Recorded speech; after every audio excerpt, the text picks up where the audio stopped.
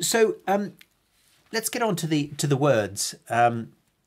There are words that we use every day that don't work very well, and they actually not only can make a conversation get worse, but when we work them into our normal repertoire, when we use them as a matter of habit, they can actually settle an impression in people's minds about us and who we are and what we're like to deal with.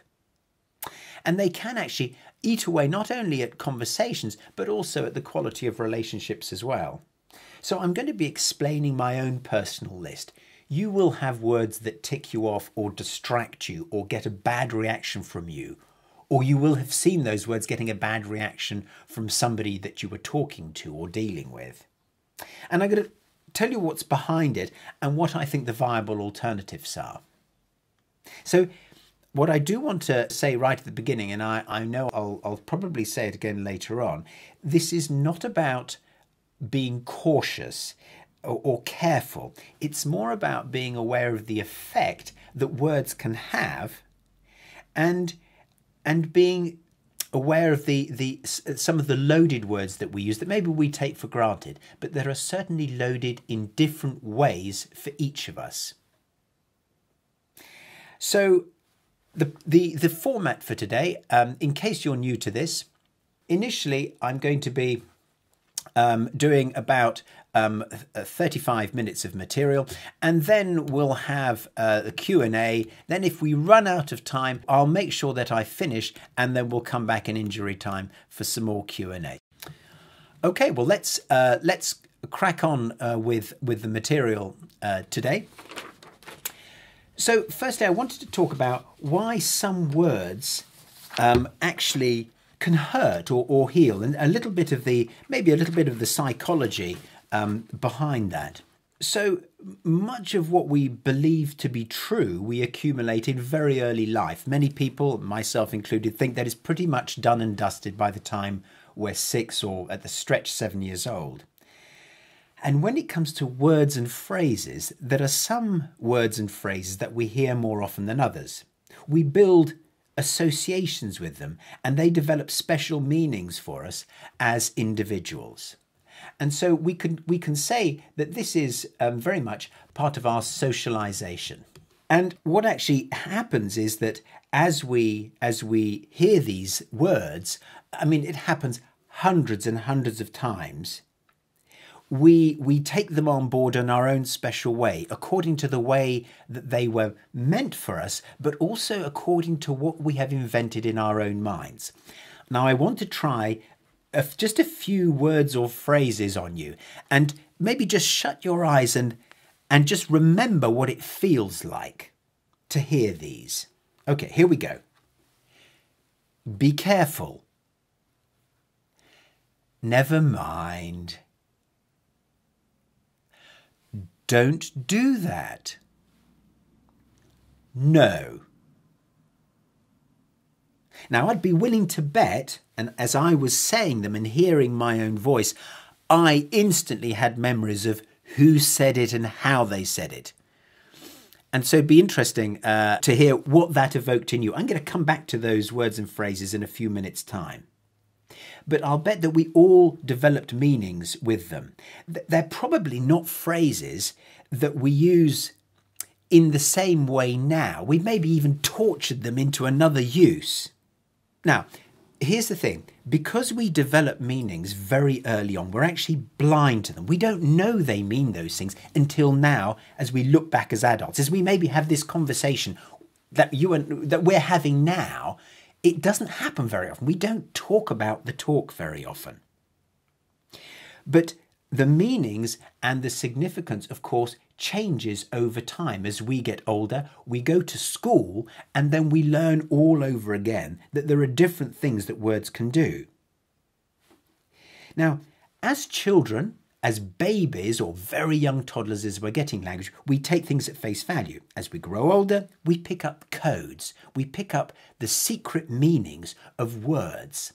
And while we're doing that, we're learning to make assumptions. We have to make assumptions about all sorts of things, from the meaning of a traffic light. If it's red for us, everybody will be going. If it's green for us, nobody's going to come smashing into us from the side. We have to live with certain assumptions. We can't afford to expend the mental brain power every time to work it out. So we get rather expert at these codes. But of course, with codes and assumptions, we don't always get it right, and increasingly we get it wrong about what the other person means. Often school teaches us to make negative assumptions. Let's face it, it's a lot safer to assume the worst. It's not very nice. It doesn't make us feel nice, but it does make us cautious. So making positive assumptions about what somebody else means, unfortunately, we find very early on leads us into trouble, which is obviously a great shame. And we spend increasing amounts of our lives being cautious and careful. By the time we get a job, we have learned the word politics. We learn how to use words and phrases. We learn what to do, how to behave, how to stay out of trouble. And we've also learned something very early on, but now we start doing it on purpose. We start using intonation. Now, we've been hearing it for years by this stage, but as we become older, we can become more and more savvy. We try and, for want of a better phrase, manipulate meaning, and actually, truth be told, probably manipulate people as well. So let me now just go back to those words and say them in a different way and see what different meaning they have, maybe a more adult meaning. Be careful. Never mind. Don't do that. No. And I think you will have heard there how different those things are, said not so much to a child, as I was trying to do earlier a few minutes ago, but said in a more adult context. So one early remedy that I would put your way for thought and experimentation is, particularly as adults who are all loaded, preloaded, pre-programmed with different meanings for words, that you challenge yourself and your colleagues and your teams to say it the way it is, to do what we call real conversations, being explicit and accurate about what's going on for us, so that people don't get to guess, to assume, to read something into a piece of intonation that wasn't there. Most particularly with the dispersed teams that we now have to run. So we're talking over Skype. I've got 3 Skype calls this evening with a client over in Denver that we're working with, and we're working with them on really being explicit with their meanings. And of course, that'll really come to light on the Skype calls this evening. Okay, so now for the words. Let's get on to my own 5 least favourite words, the ones that I see really messing things up again and again, the ones about which I'm the most careful to filter out of my language, or at least only use them when I really mean them. So the first one, feel. This is one of my all-time favourites. This tends to be used by people who are hoping to be diplomatic, who are trying to soften the blow of something they're trying to say. Like, I feel you really ought to try to blah, blah, blah. Or, I feel that was maybe a bit harsh. Or, I feel it's the right thing to do right now. Now, of course, you can hear that none of those things are to do with feelings. I think using the word feel in that way is a cop-out. Worse still, though, it coaxes us to use words that aren't feelings, but it makes us think that we're speaking from the heart, and we're trying to show other people that we're being warm and cuddly and understanding. Far from helping us, far from softening the message, I think it dilutes it. I think it makes it confusing. And that kind of hinting I see not working well. Okay, so what to do instead? Well, I think we can go back to good old-fashioned words like I believe. Now that's probably about as tentative as I can think. I think, nothing wrong with I think. If that's what you think, if that's what you've thought about, then say it. If you haven't thought it through, or if I haven't thought it through, then maybe I shouldn't be saying it. Or if I am saying it, then at least I can say, look, I have given this some thought. It's not a complete thought, but this is what I think right now. This is what I believe right now. Better still, I would plump for assertive talk.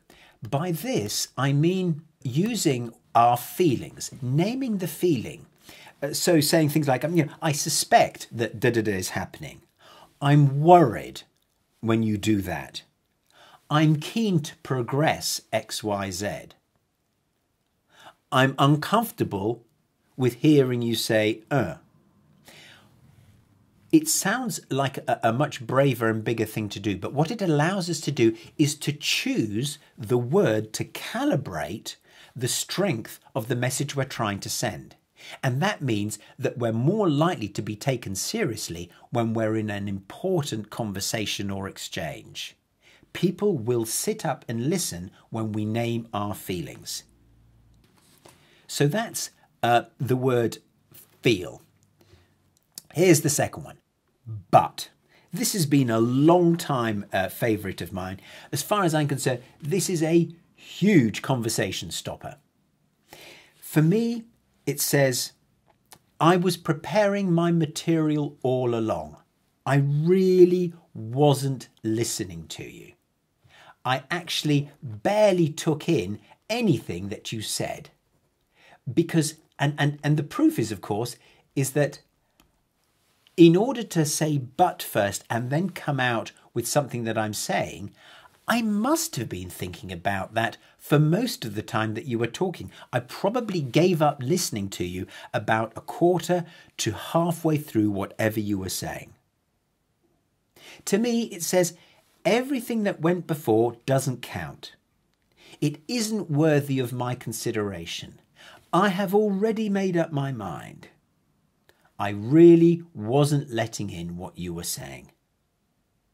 So, a really powerful, small, but I think a very damaging word. What to say instead? What works better than but? You probably have your own favourites. Here are my two favourites. Instead of but, try silence. Probably for those of you who associate, have an opportunity to be around children or young people, nephews, nieces, sons and daughters, probably the most underrated parenting skill there is, or grandparently, uncle and aunt skill, is to stay quiet, to not say anything. Because not only do we then avoid coming out as a wise ass, I suppose, but it also stops us from reacting, from building up our own head of steam.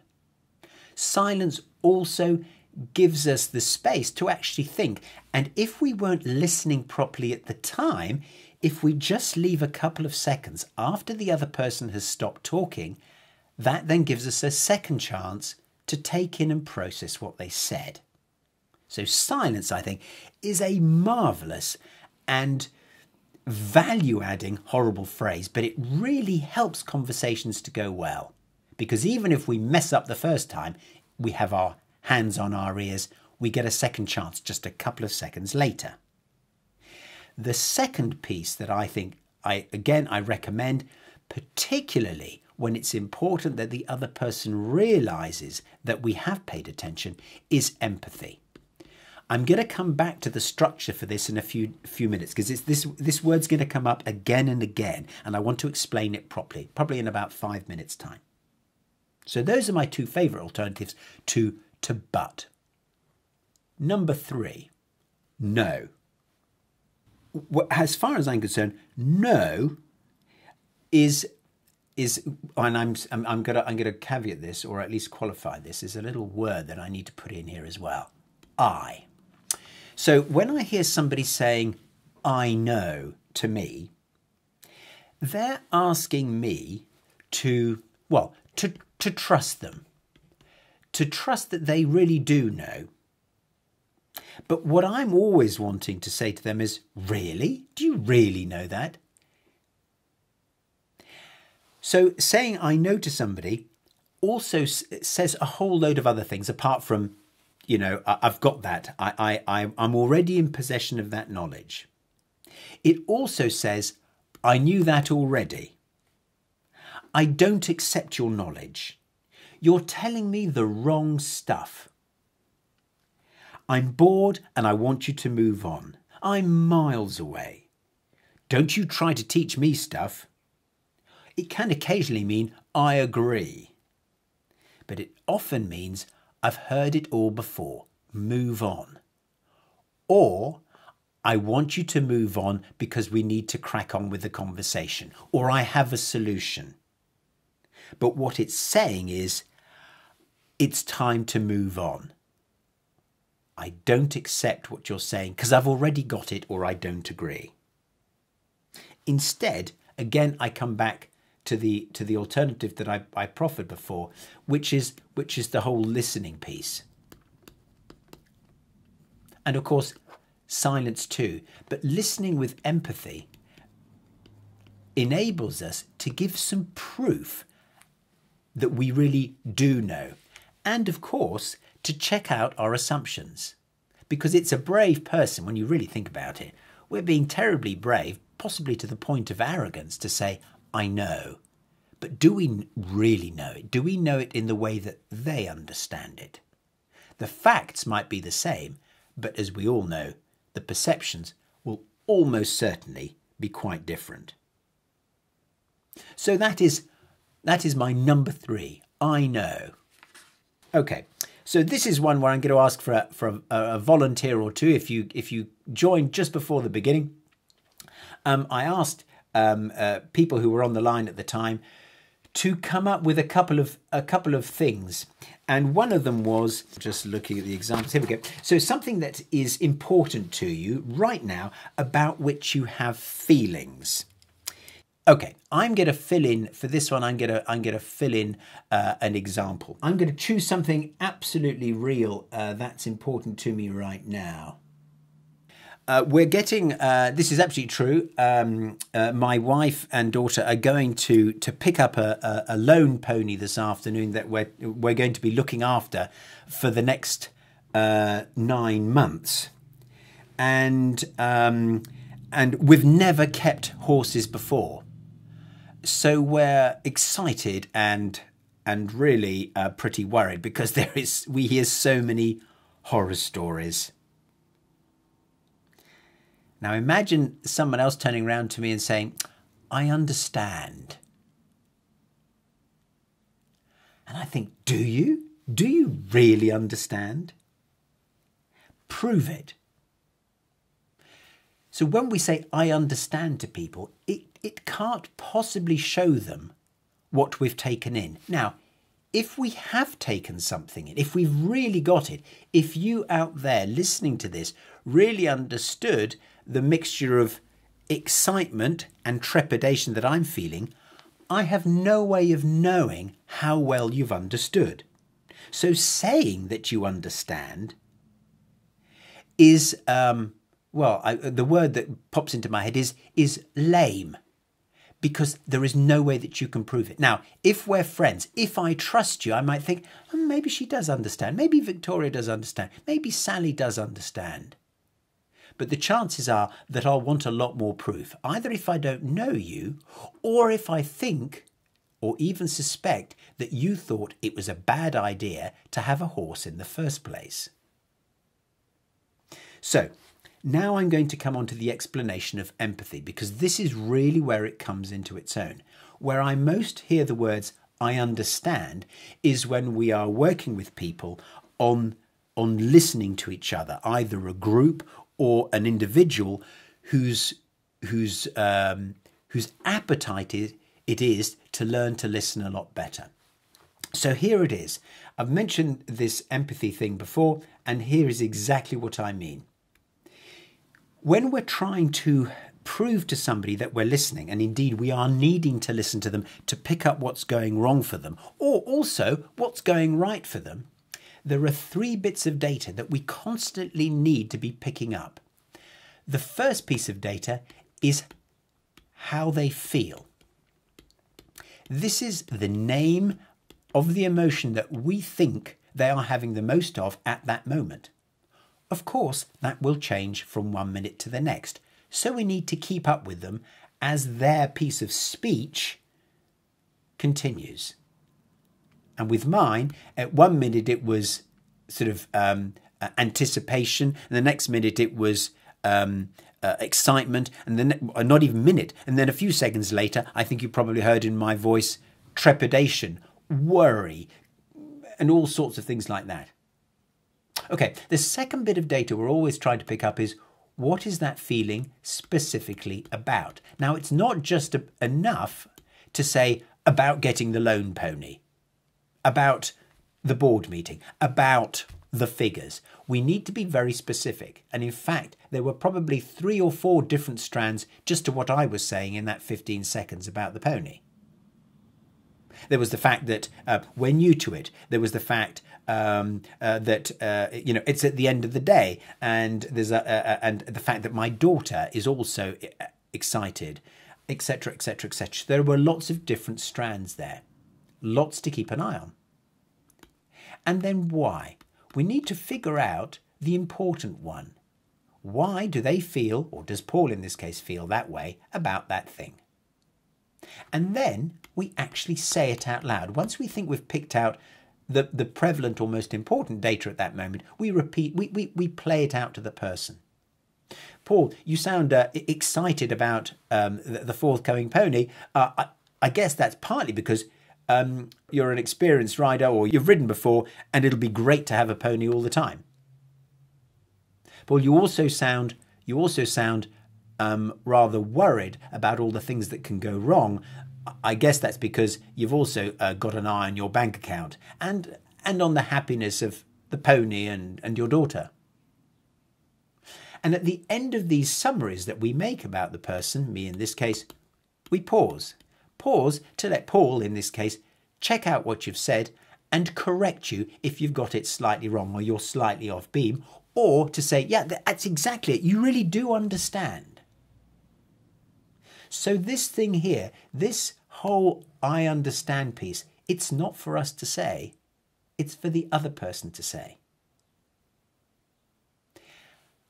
I will say one more thing about this understand thing and empathy in particular.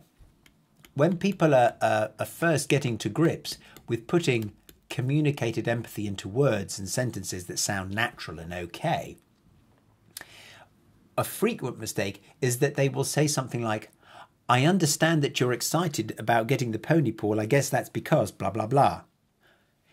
So what they're doing is they're tangling up the word with a perfectly decent empathic reflection. And what I suggest to them is that just get rid of that word altogether, because it confuses people. It might make somebody think that you're taking a shortcut, but actually you are really trying to empathize with them. So I would just expunge that word altogether. Okay, so without further ado, I'm going to tell you what my all-time favourite, nastiest, most distracting, destructive, disruptive word is. Why? Now, for me, this one is the absolute sine qua non of disruptive words. And ideally, I'd like to show you how this one works. And I'm wondering if I ask for a volunteer now to say something, I wonder if anybody's got anything lined up that they didn't have before. So I'll just have a quick scan up and down the list, see if anybody's got their hands up, if they want to come out with something that you've done today, something, or in the last couple of days, something that's gone well, something that hasn't gone so well. And if you'd be prepared to open up your line and to shout it out. No? Okay. All right. Imagine that you've made and this is just a very trivial example, maybe you've just done a presentation and I think it's gone terrifically well. And I say to you, oh, Lucy, I was really impressed by your presentation this morning. I particularly like the fact that you kept the slides so simple. Why did you use so many pictures? So immediately that why makes my praise, well, it puts it out of the window. It makes the inquiry, or whatever comes after the word why, sound negative. I almost seem to be saying to Lucy, you got it wrong. Let me give you another example, even more trivial. That's a really nice tie you're wearing there, Kelvin. Great tie. Why did you choose yellow? No matter what we say, why seems to infect what we say with an admonition, with a sort of how shall I put it? A necessity to justify what we're saying, and that's a tremendous shame, because it means that a perfectly innocent question, it might be really genuine interest, gets totally wrecked. The fact is, this is probably the most loaded term of all that we bring out of our childhood. You think about how many times you were asked at school or at home, why did you do that? Why have you drawn that like that? Why has your donkey got 7 ears? Why did you drop that cup? I remember my mother, I once dropped a saucer, and I thought, oh my gosh, I'm really for it now. It was a new set of china. And I shouted up and says, Mummy, I've dropped a saucer. And I immediately expected her to say why. Fortunately, she didn't. She realised how frightened I was. But why was the first thing that I thought she was going to say. And of course, there is no answer to that word. So that is my all-time favourite. So here are some possibilities that take us away from the word why. So how about how come? Here's another one that I like. What was the thought? And my favourite of all time, because. And this one is my favourite because it is so lacking in. It doesn't get in the way. It doesn't have anything loaded. It just allows the person to carry on with their stream of thought. And of course, empathy also works extremely well. It sounds like you thought that was the right thing to do. It looks like, you obviously love yellow. I imagine you thought that those pictures really told a story.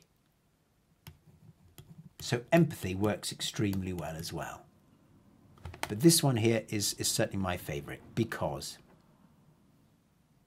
Okay, so those are my main words, the ones that I look out for again and again when I'm listening to people, when I'm working with them, when I'm helping them to figure out their communication. So what I'm going to do now is to scan. I know we have certainly one question. If any of you have some other questions, we've got a few minutes before 1:15. So there was one here that Sally asked, how do you not use but with written communication? I'm trying to think of an example in my mind. I would say that the thing to do is to do the email equivalent or the written equivalent of silence. The other possibility is to put and. My very favourite example, and I don't think she wrote this. I went out with somebody many years ago, and she told me about a marriage proposition she had had, and she's turned around to the guy. It wasn't me, by the way. She turned around to the guy and said, I think you're a lovely guy. You always make me feel well looked after, blah, blah, blah, blah, blah, blah.